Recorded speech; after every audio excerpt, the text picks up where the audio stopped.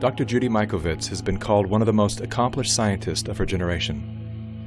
Her 1991 doctoral thesis revolutionized the treatment of HIV/AIDS.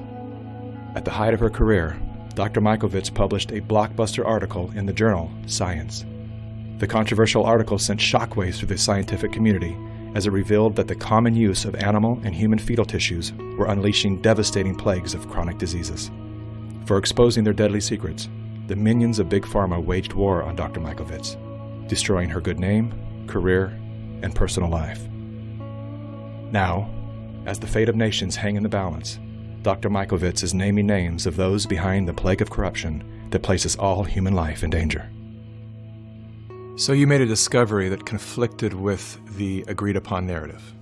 Correct. And for that, they did everything in their powers to destroy your life. Correct. You were arrested. Correct. And then you were put under a gag order.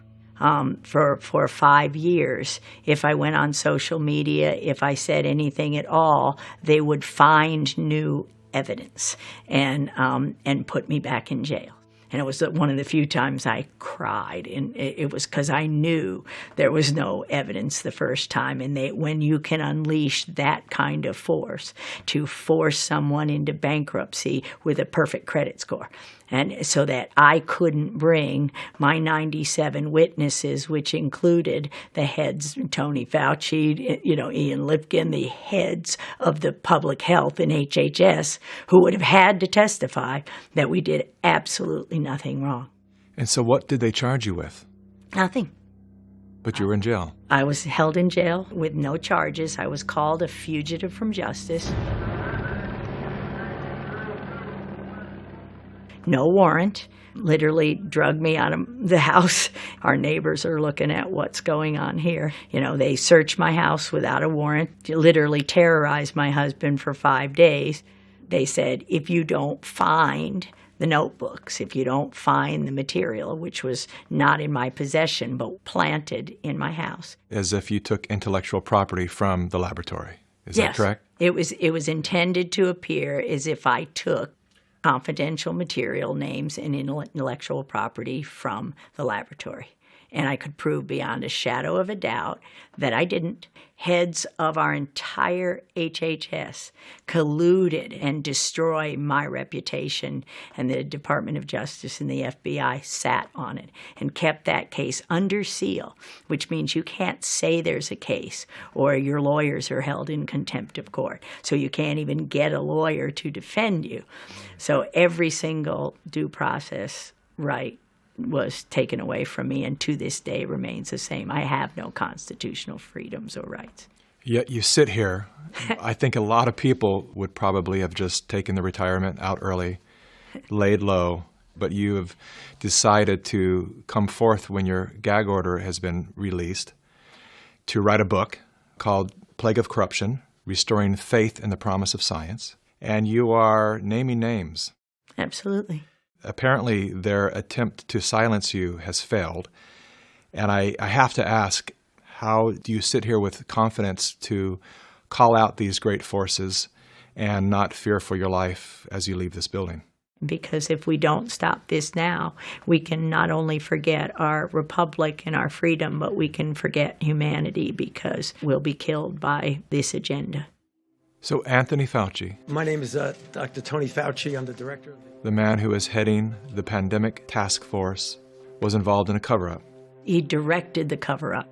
And in fact, everybody else was paid off, and paid off big time. Millions of dollars in funding from Tony Fauci's organization, National Institute of Allergy and Infectious Disease. These investigators that committed the fraud continue to this day to be paid big time by the NIAID.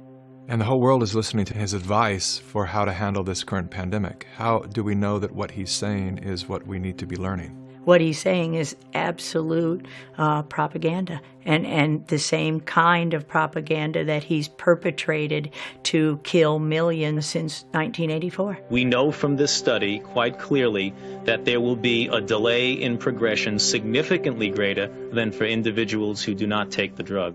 It started really when I was 25 years old.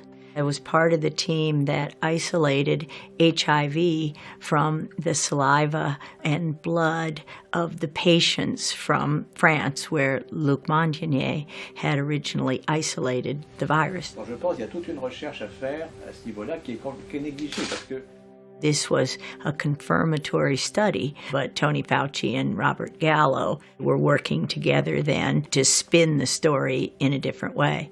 At that time, Dr. Rossetti was out of town, and Tony Fauci says, we understand that you have a paper in press, and we want a copy of it.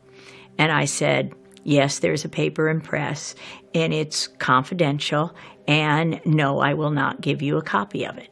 He started screaming at me, then he said, give us the paper right now, or you'll be fired for insubordination. And I just said, I'm sure when Dr. Rossetti gets back, you can have the conversation. And so Frank comes back, several weeks later, and is really bullied into giving Fauci the paper. Fauci holds up the publication of the paper for several months, while Robert Gallo writes his own paper and takes all the credit. And of course, patents are involved. This delay of the confirmation, literally led to spreading the virus around, killing millions. Perhaps no one expressed the anguish of AIDS better than New York writer Larry Kramer. But he was even more angry at the federal government and the pharmaceutical industry. One person who felt Kramer's fury was NIH Dr. Anthony Fauci. It's still been crushing to me to think that I didn't know my work in 1999 was something that had been avoided. From 83 and 82, when the virus was isolated, the virus didn't have to wait until 84 to be confirmed. Think of how many people, the entire continent of Africa, lost a generation as that virus was spread through because of the arrogance of a group of people, and it includes Robert Redfield, who's now the head of the CDC. Right along with Tony Fauci. They were working together to take credit and make money, and they had the patents on it and tailored them to IL-2 therapy, which was absolutely the wrong therapy. And had that not happened, millions wouldn't have died from HIV. How can a man who's giving, any person who's giving global advice for health, own a patent in the solution in the vaccine? Isn't that a conflict of interest, or shouldn't it be? It is a conflict of interest. And in fact, this is one of the things that I've been saying and would like to say to President Trump: repeal the Bayh-Dole Act. Bayh-Dole fundamentally changed the way universities approach technology transfer, and you can see that best in the statistics. Universities obtain 16 times as many patents today as they did in 1980. Now, everybody's getting more patents, but still, universities' share of all patents in the United States is more than 5 times greater than it was before Bayh-Dole. The situation has gotten so bad that one information technology industry official has publicly referred to universities as, quote, crack addicts, unquote, driven by, quote, small-minded tech transfer offices addicted to patent royalties. That act gave government workers the right to patent their discoveries, so to claim intellectual property for discoveries that the taxpayer paid for. Ever since that happened in the early 80s, it destroyed science. And this allowed the development of those conflicts of interest. And this is the crime behind letting somebody like Bill Gates with billions of dollars, nobody elected him, he has no medical background, he has no expertise, but we let people like that have a voice in this country while we destroy the lives of millions of people. Normalcy only returns when we've largely vaccinated the entire global population. If we activate mandatory vaccines globally, I imagine these people stand to make hundreds of billions of dollars that own the vaccines. And they'll kill millions, as they already have with their vaccines. There is no vaccine currently on the schedule for any RNA virus that works. So I have to ask you, are you anti-vaccine? Oh, absolutely not. In fact, Vaccine is immune therapy, just like interferon alpha is immune therapy. So I'm not anti-vaccine. My job is to develop immune therapies. That's what vaccines are. Do you believe that this virus was created in a laboratory? I wouldn't use the word created, but you can't say naturally occurring if it was by way of the laboratory.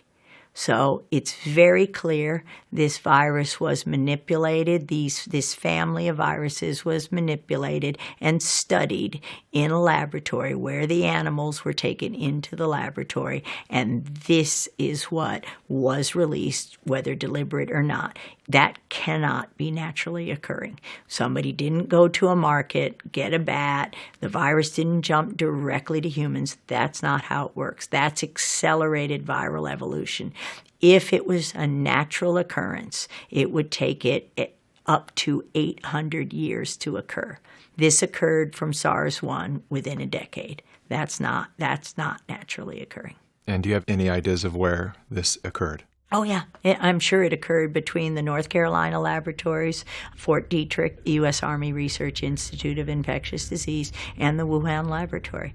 $3.7 million flowed from the National Institutes of Health here in the U.S. to the Wuhan lab in China, the same lab where many people have said that this coronavirus infection first originated. We also now know that NIAID, the department associated with the National Institutes of Health, of which Dr. Anthony Fauci is in control, had already been conducting experiments with the Wuhan lab in the past in regard to coronavirus. If Dr. Anthony Fauci cannot be honest with the public about his connection to this lab, then Fauci has to go. In 1999, I was working in Fort Detrick in USAMRIID there, and my job was to teach Ebola how to infect human cells without killing them. Ebola couldn't infect human cells until we took it in the laboratories and taught him. It's hard to ignore the death tolls. People have been dying. They are dying from this in quite alarming numbers. How do you reconcile that? It's pretty easy when you see, for me, when you see what the government has done, and that is that they took, quoting Dr. Birx, we've taken a very liberal approach to mortality. If my husband were to die, who has COPD, his lungs have fibrosis, his lungs would look exactly like somebody with COVID-19 theoretically, but he has no evidence of infection. So if you're not testing and you don't have evidence of infection, and if you walked in there today, they'd call it COVID-19. And we hear this from the doctors and nurses who are upset. I've seen so many doctors online that have made their own webcam videos, just perplexed by the protocol that the CDC had given them. Well, last Friday, I received a 7-page document that sort of told me that if I had an 86-year-old patient that had pneumonia but was never tested for COVID-19, but sometime after she came down with pneumonia, we learned that she had been exposed to her son who had no symptoms, but later on was identified with COVID-19, that it would be appropriate to diagnose on the death certificate COVID-19. When I'm writing up my death report, I'm being pressured to add COVID. Why is that? Why are we being pressured to add COVID? To maybe increase the numbers and make it look a little bit worse than it is? I think so. Why would they want to skew the number of deaths due to COVID-19? Well, fear is a great way to control people, and sometimes people's ability to think for themselves is paralyzed if they're frightened enough. And that's not where I want people to be. I want people to say, we're going to get through this. I'm going to use my head. I'm going to go to different sources. I'm going to listen to different sources, and I'm going to think for myself, because that's what America's about. If someone dies with COVID-19, we are counting that as a COVID-19 death. You don't die with an infection. You die from an infection. I've talked with doctors who have admitted that they are being incentivized to list patients that are sick or have died with COVID-19. Yeah, $13,000 from Medicare, if you call it COVID-19. Right now, Medicare has determined that if you have a COVID-19 admission to the hospital, you'll get paid $13,000. If that COVID-19 patient goes on a ventilator, you get $39,000, 3 times as much. And you've killed them with the ventilator because you gave them the wrong treatment. All the things that just don't make sense, the patients I'm seeing in front of me, the lungs I'm trying to improve, have led me to believe that we are operating under a medical paradigm that is untrue. And I fear that this misguided treatment will lead to a tremendous amount of harm to a great number of people in a very short time. My next question is about Italy. I want to know why Italy was hit so hard. Italy has a very old population.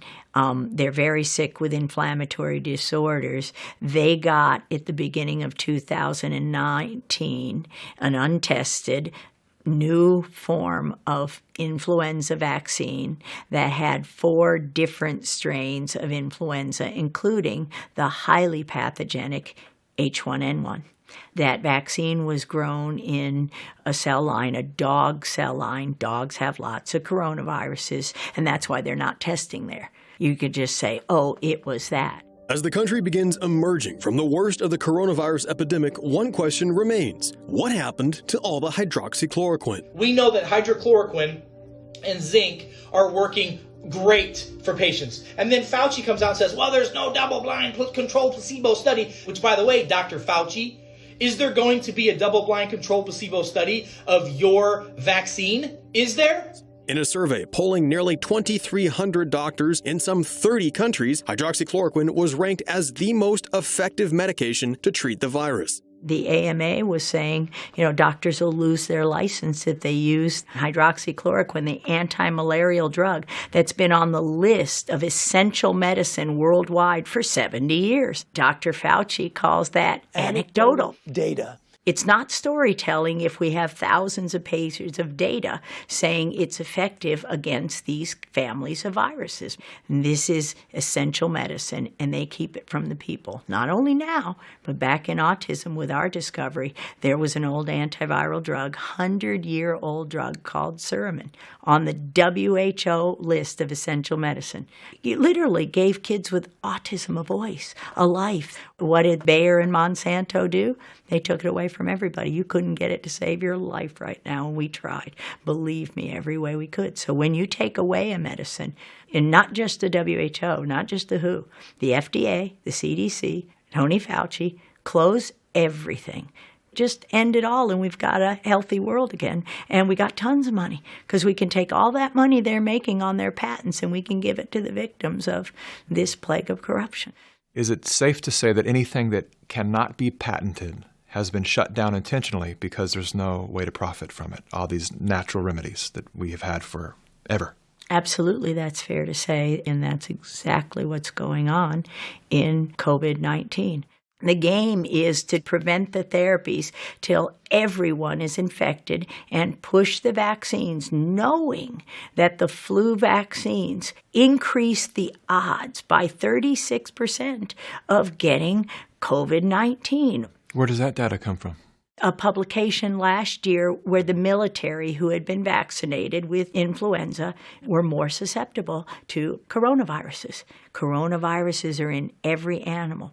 So if you've ever had a flu vaccine, you were injected with coronaviruses. And then to put on a mask. This doesn't make any sense. We wear a mask in an acute setting to protect us. We're not wearing masks. Why is that? Because we understand microbiology, we understand immunology, and we want strong immune systems. Our immune system is used to touching. We share bacteria, staphylococcal, streptococcal bacteria, viruses. We develop an immune response daily to this stuff. When you take that away from me, my immune system drops.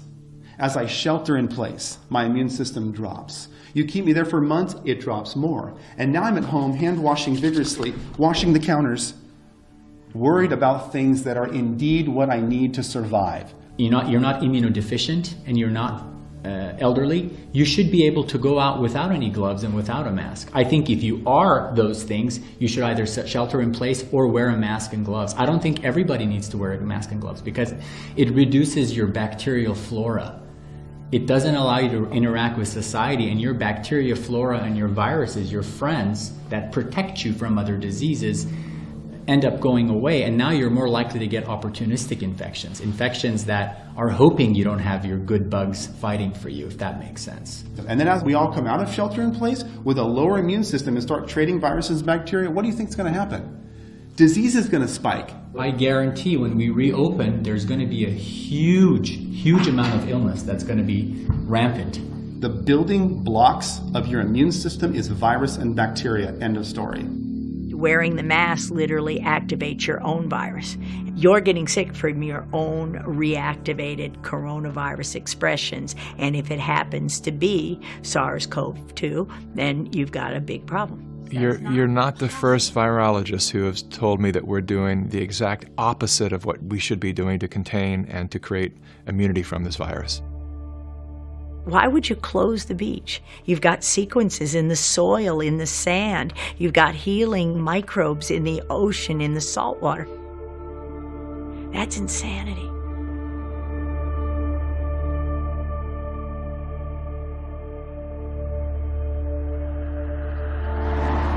These institutions that are polluting our environment and our bodies, there was a time when they actually had to fight their own battles. But they've done such a great job at manipulating the masses that it's other people shutting down other citizens, and the big tech platforms follow suit and they shut everything down.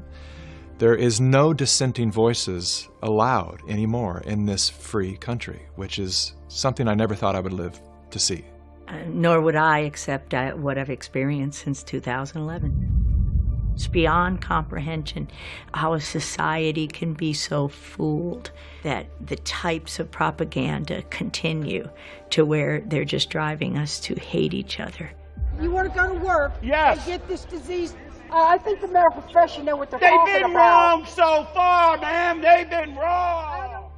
Hopefully, this is the wake-up call of all America to realize this makes no sense, and we win because it will take down the whole program with information like this. And for me, it's the great news that the doctors are waking up and saying, wait a minute.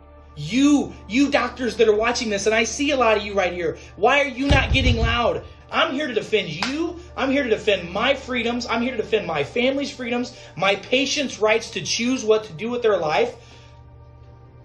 I'm just blown away. And I'm blown away why there are not more doctors like me talking about this all over the place. We should be banding together right now. You need to wake up because your liberties are getting taken away from you all because of fake news that's out there. This is wrong. People should be going to jail for this stuff. So it's not the scientists who are in any way dishonest. They're listening to people who for more than 40 years have controlled who gets funded, what gets published. And I'm sorry to say many, many people will simply take the money and the fame and that support things that absolutely aren't true. What do you say to the medical professionals that are just beginning to get a glimpse of the depth to which they have been misled and steered away from their oath to do no harm? I say forgive yourselves. It's the hardest thing to realize for all of us, and is that with all the best intention, we studied, we learned what we thought was the truth. We had no idea that the data that we were being told was true was not true. We've been taught now in our schools a very different science. You don't get funded if you don't speak the party line. You don't get published. That was probably the hardest thing for me to take, is understanding that scientific journals would twist the discovery that should have healed all. Will the scientific community have the courage to answer the question of whether these diseases might have been of their own creation? Thank you. So what we did pretty much ever since I got out of jail, we started an education company. We wake up doctors, and it's very difficult. But every doctor who realized they may have been part of the problem has now turned that around to march toward a better society and restore faith in the promise of medicine. That's all we can do. Well, Dr. Mikovits, thank you so much for your time. It's been a real honor to sit here with you, and particularly thank you for your courage. Thank you, Mickey. I appreciate it a lot. The idea that we are now a few days away from a new administration, given, as you heard from the introduction, that I have been around for a while and have had the opportunity of serving in 5 administrations, I thought I would bring that perspective to the topic today, is the issue of pandemic preparedness. And if there's one message that I want to leave with you today, is that there is no question that there will be a surprise outbreak. The thing we're extraordinarily confident about is that we are going to see this in the next few years. Thank you.